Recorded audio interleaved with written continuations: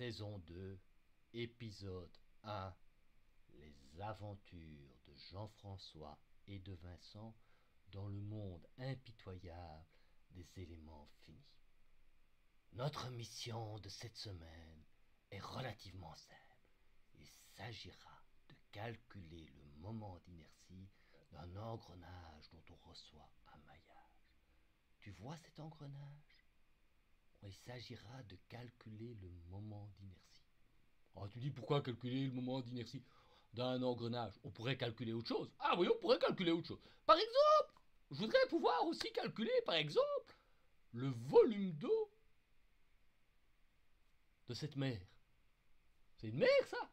T'es sûr que c'est une mer? Ça a l'air un truc bizarre. Moi, je le sens pas du tout. C'est pas une mer, ça. Ben si, réfléchis bien. Arrête la vidéo un moment. Reste sur l'image et cherche dans ta petite tête quelle mer ça pourrait être. Pas chercher sur Google, hein. Regarde cette figure. Quelle est cette mer?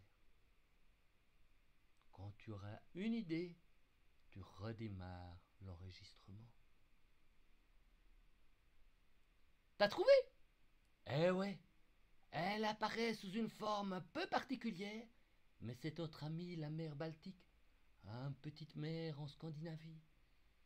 Alors tu vois, j'ai fait un maillage d'éléments finis. Près des côtes, j'ai mis plus de triangles, parce que j'ai l'impression que près des côtes, j'ai envie de m'intéresser. Alors tu vas découvrir tout l'intérêt des éléments finis. Regarde, par exemple, ici j'ai la mer Baltique et je m'intéresse particulièrement à ce qui se passe, tu vois là, entre le Danemark et la Norvège et la Suède, près de Malmö, il se passe quelque chose. Et c'est ça que je veux analyser en détail, pas ce qui se passe loin. Et tu vois, l'intérêt des maillages non structurés, c'est que dans la zone encadrée du cadre rouge, je peux mettre davantage de petits triangles que dans les zones qui sont plus éloignées, qui m'intéressent moins. Et donc le gros intérêt des maillages non structurés, c'est que je peux raffiner exactement à l'endroit où je veux. Et qu'est-ce qu'on voit dans le zoom rouge? Eh bien, on voit que les triangles deviennent de plus en plus petits. Et puis je fais un zoom en bleu pour voir vraiment ce qu'il y a de plus intéressant. Là, j'ai encore mis des éléments plus petits. Et voilà ce qui apparaît dans le zoom en bleu. Tu vois là, à l'endroit près de Copenhague, on a des éléments qui sont des toutes petites tailles, des tailles de 500 mètres.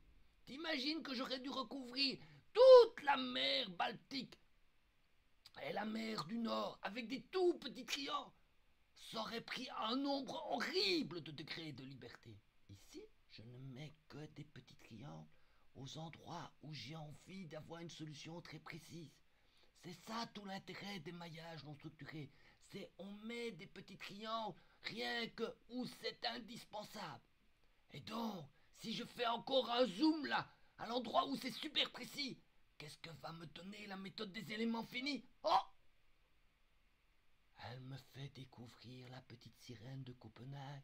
Ouais, ça c'est pas vraiment la méthode des éléments finis, mais ça permet de rêver un peu.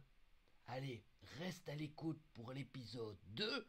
Tu vas voir, on va découvrir de nouvelles aventures.